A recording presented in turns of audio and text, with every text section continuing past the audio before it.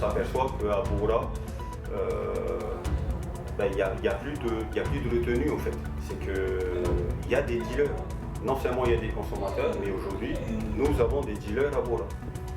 La perle du Pacifique n'est pas épargnée par le trafic d'ice. La demande sur l'île a explosé. Les petits cristaux font des ravages dans les familles. C'est le dossier de la rédaction. Il est à la une de ce journal.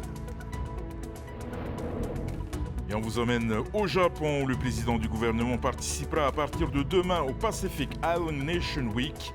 L'occasion de faire un détour au festival japonais dédié aux danses polynésiennes. Veille à Paris pour les JO. La section de commune de Tayarapu-Ouest a inauguré vendredi dernier son village des artisans et se prépare à accueillir les JO. Marae, le film d'horreur tourné au Fénois, a plus qu'un film d'horreur.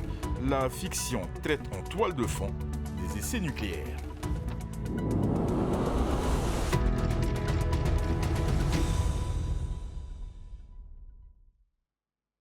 Madame, monsieur, bonsoir et bienvenue dans votre journal. Il est une drogue qui n'épargne pas nos îles L'ice à Bora Bora.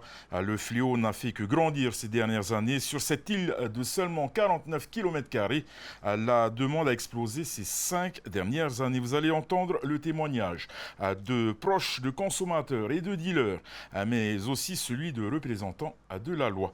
C'est un dossier réalisé par Athéna Milcam et Naya Bennett. Bora Bora et son lagon aux nuances saphir et émeraude attirent les regards du monde entier. Ces 5 dernières années, un autre cristal fait parler de la perle du Pacifique, l'ice, appellation locale de la méthamphétamine. Malgré le démantèlement de 2 réseaux et plusieurs enquêtes des forces de l'ordre, cette drogue sévit à vue d'œil. Face à ce constat, la municipalité a décidé en décembre dernier de se doter prochainement de 2 chiens de patrouille, dont un chien stup. Ça va faire 5 ans où vraiment ça fait un boom. Ça fait un boom sur Bora. Où sur chaque, je ne veux pas dire sur chaque intervention, mais on n'est pas loin. Sur chaque sortie pour violence, il y a de l'alcool et il y a du stupéfiant, y compris l'ice. On fait un contrôle coordonné avec la gendarmerie. S'il y a des dépistages à faire, à chaque fois ça match. Aujourd'hui, ce n'est plus occasionnel. Toutes les classes sociales sont touchées. Et on s'aperçoit qu'à Bora, il n'y a plus de retenue en fait. C'est qu'il y a des dealers. Non seulement il y a des consommateurs, mais aujourd'hui, nous avons des dealers à Bora. Des dealers qui sont rapidement repérables selon la population. Lors de notre enquête, certains noms sont ressortis à plusieurs reprises. Malgré la dangerosité du produit, l'appât du gain prédomine. L'impact est désastreux. Dans les foyers, il pousse les consommateurs les plus accros au pire, comme la violence ou le vol. Une situation que dénonce cette mère de famille, déterminée à sortir son fils des ténèbres. Non, on ne s'attendait pas à ça parce que c'est quelque chose envoyé chez les autres, mais pas chez nous. Ces gens qui vendent l'ice à ces jeunes, ils sont beaucoup dans la société, que ce soit à l'église, que ce soit dans les associations, des pères de famille qui vendent ça, qui ont une vie bien rangée. Je pense que c'est depuis l'école, maintenant l'école aussi, le collège, beaucoup de jeunes de 12-13 ans qui commencent à toucher à cette merde-là.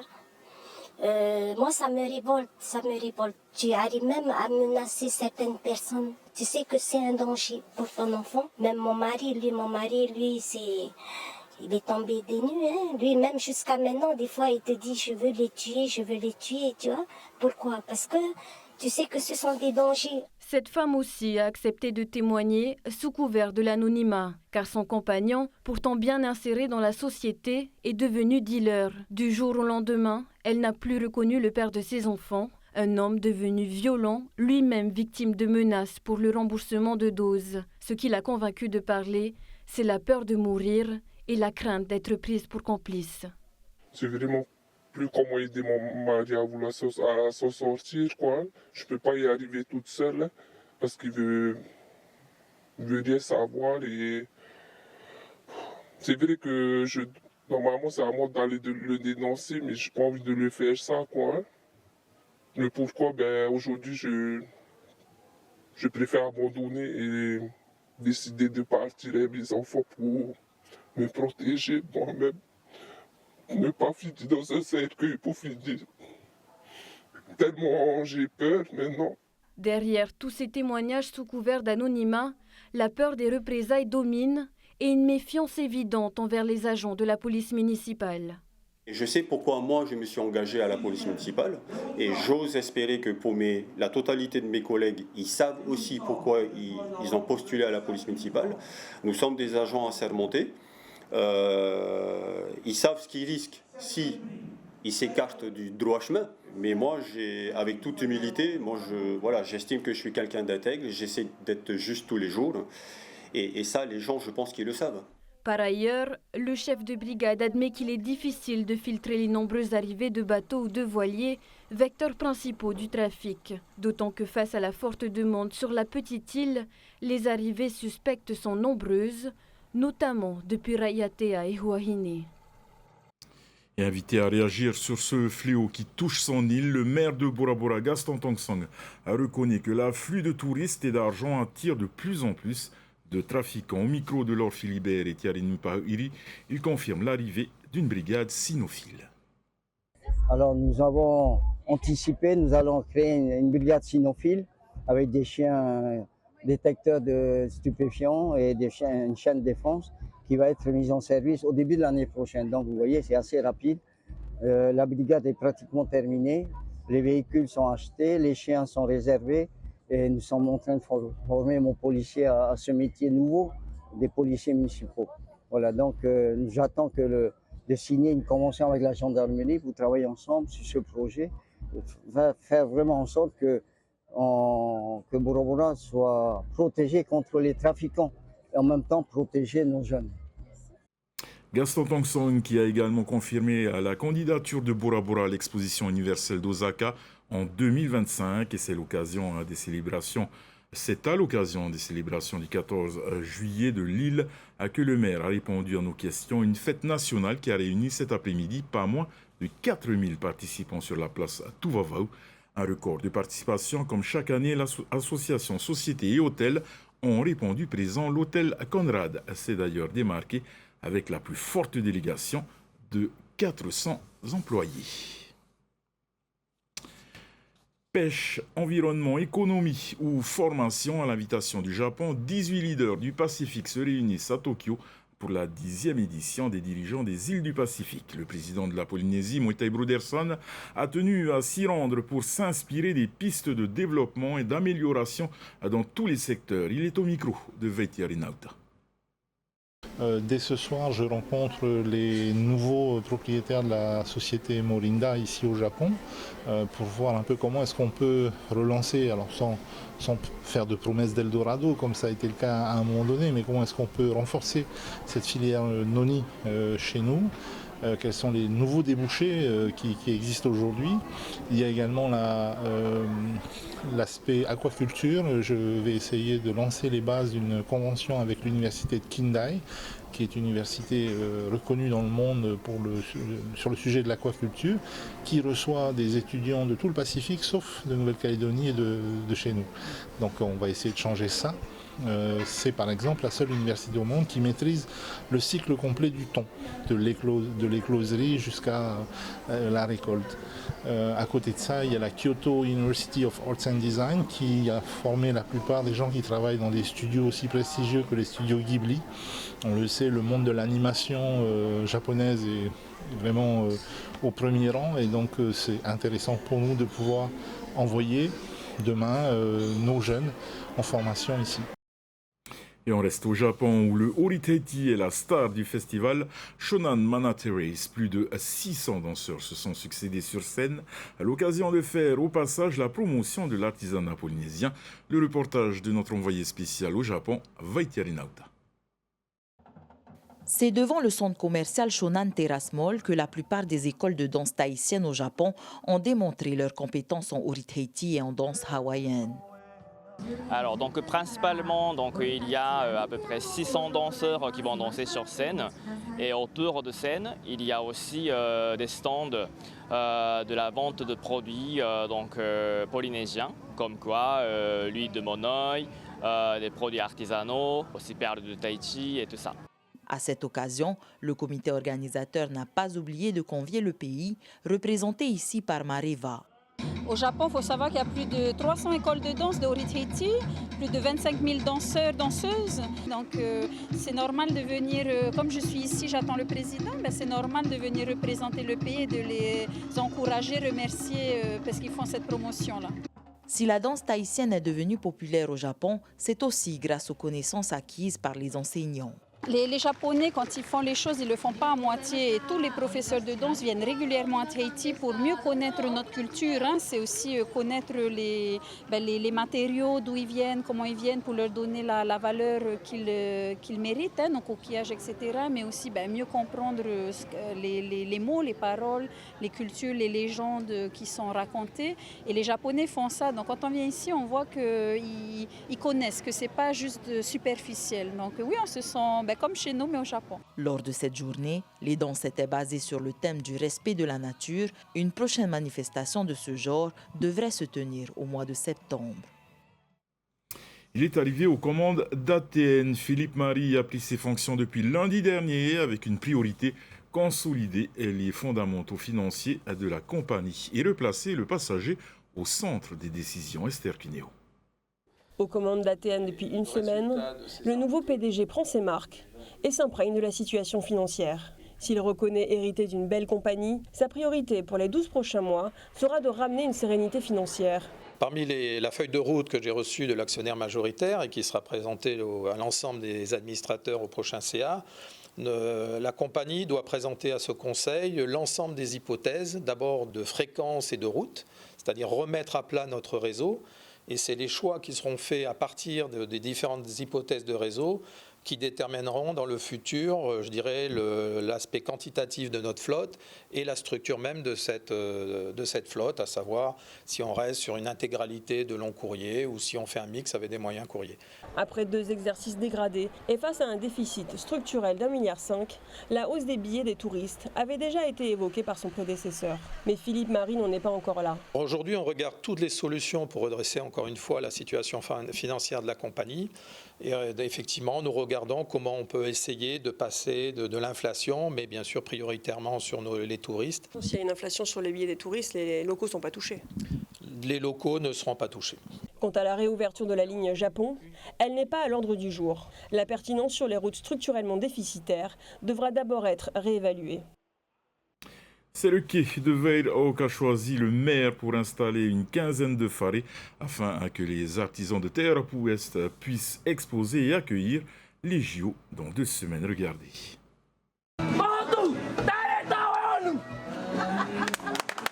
Trois Ounu, représentant les 3 sections de communes de Taiarapu-Ouest, ont été installés sur les quais de Tavania pour accueillir les touristes.